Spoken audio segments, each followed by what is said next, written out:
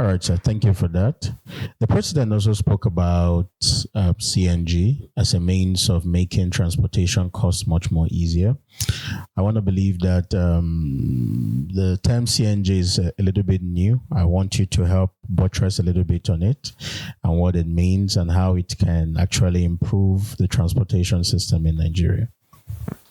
Okay, thank you. Over the past just over a year now that the fuel subsidy was removed, you can see that the price of fuel for our vehicle has skyrocketed to the roof. Is very unaffordable. So suddenly it's made other options and even more cleaner options very attractive. So what the government has done is they now have instituted a national policy where they want to transition from liquid hydrocarbon like diesel or fuel oil or gasoline, if you like, to compressed natural gas, which is CNG. Even in some cases, people have been converting their diesel engine to LPG with fueled gases as well. So those gas generally is a cleaner form of energy than liquid hydrocarbon because it releases less amount of carbon waste to the atmosphere. You see that globally as well, because of global warming, there's been a charge towards moving towards a cleaner alternative form of energy, solar, wind, and even this gas technology. So as a result of that, we have a situation where Nigeria now is cashing in on that opportunity, especially given the fact that subsidy has been removed. And so the price of liquid hydrocarbon is so high compared to gas. Gas is much more cheaper. Transitioning from liquid hydrocarbon, like very impure products like diesel that really has high contaminants and really pollutes the air and discharge very large amounts of greenhouse gases into the atmosphere. Transitioning from that to CNG, for example, is a great leap for the country and generally welcome. That's one policy of the government that is keeping us in tandem with where the world is going to, and is going to help us even as we go into the future.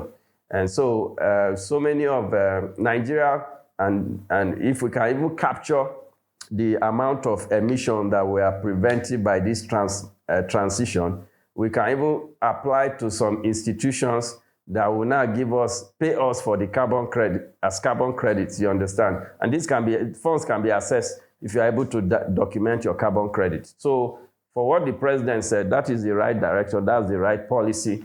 And to say that they are going to be distributing the kits, my advice is that they will need to ensure that these kits, whether it is free or it's going to be bought, it needs to be specified. If it's going to be bought, at how much? The way he presented it today in his speech appears that they want to give these kits to drivers. So how many drivers? Who qualifies? So I believe that these drivers, they have cooperatives. It is better you hand it over to organized bodies like this that have people that really can come and assess it and be able to use it for their conversion. So that way you can have a documented evidence of how many you gave out. Otherwise, as with everything with government, what is going to happen at the end of the day is somebody will sit down somewhere and start selling these things for profit. Meanwhile, they have used our commonwealth to procure it for the purpose of making life easier for the average Nigerian citizen.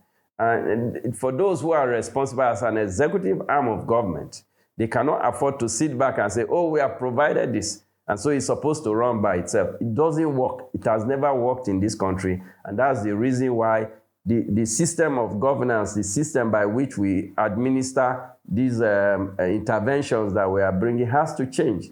The president has said how they are using technology to track things and how they are able to manage things and cutting off the waste by not doing things manually. They should find a system where they will be able to track it as well. But most importantly, keep the data, verifiable data.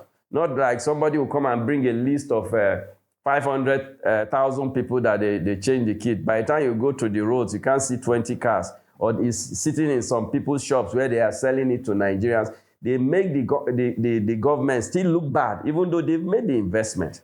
So we should be moving to efficiency and effectiveness in the administration of in the implementation of the policy. Those are the things they should look at. They should get consultants, people that really know the system, and work with organizations that are organized bodies within those transport systems to be able to have a meaningful impact. Why the average person is able to assess it as well. If they find people that they are working with that will import it, they should set the prices. Because that's only when you can really drive that change.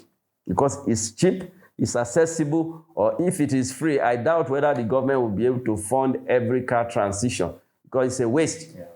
Government should not, in my opinion, should not attempt to do that. They can do that for the first, to start the first wave of transition, and ultimately then lower the price, because how many cars we have in Nigeria, how many will you be able to transition by yourself? So those are areas that I think the president got it right. And these are points that they were making because he was speaking on so many issues. People may miss the point that, okay, this is really going to have an impact, but how they roll it out is key. It is good that he's announcing them, but how they roll it out to ensure that it gets to every average Nigerian is very, very important. That will help them for people to see maybe 12 months from now, 1 year from now, people will not say, oh, he promised this and nothing still happened.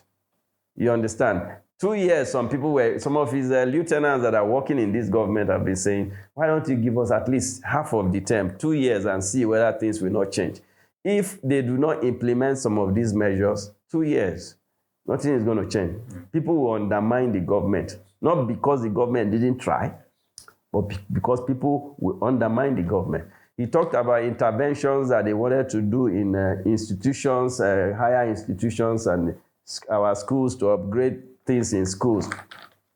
I happened to be in one of those universities, and I was speaking with the vice chancellor, who said they were getting a bill of 160 million from the electrical utility company, and I was astounded as to how it is possible that our university will be accruing such a bill.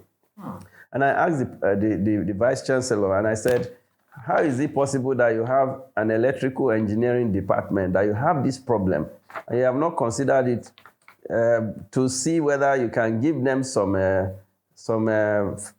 funding for them to research an alternative source of energy?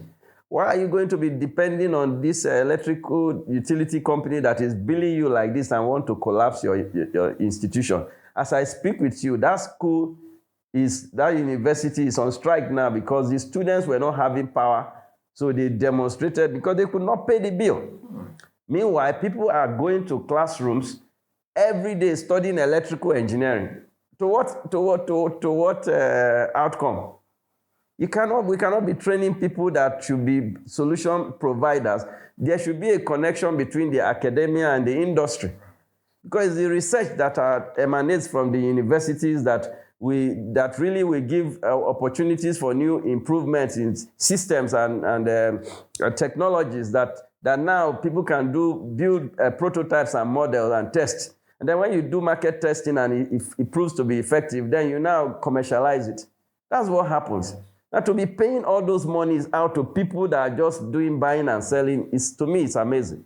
So that's why, as he speaks about education, we should look at our education critically and really focus on the key areas of what they do with the knowledge they are getting. We should move it from this theoretical approach of cramming everything and having everything in our head, and it doesn't mean anything to us when we graduate with that certificate.